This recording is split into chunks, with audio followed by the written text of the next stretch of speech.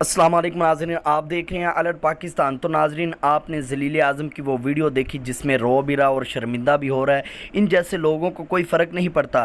تو ناظرین، آپ کو اہم ترین اپڈیٹ بتانی ہے کہ علامہ ڈاکٹر شفیق امینی صاحب نے یہ کہہ دیا تھا صاف صاف، جب اس نے تحریک لبیک یا رسول اللہ صلی اللہ علیہ وآلہ وسلم پر اتنا ظلم اور تشدد کیا۔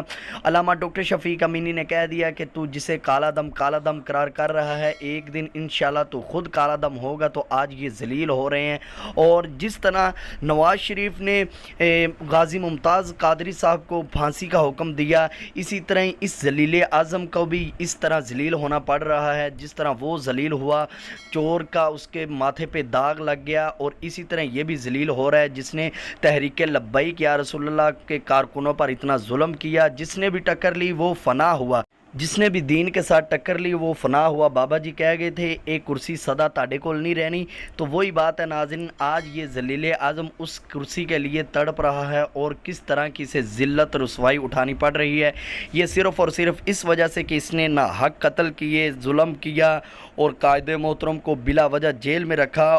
آج دنیا اس کا تماشا دیکھ رہی ہے کہ کس طرح یہ ذلیل ہو رہا ہے۔ انشاءاللہ آنے والے وقت میں تحریک لبیک پاکستان کا مستقبل بنے گی، اور آئین کے محافظ لبیک والے ہیں اور لبیک والے ہی رہیں گے۔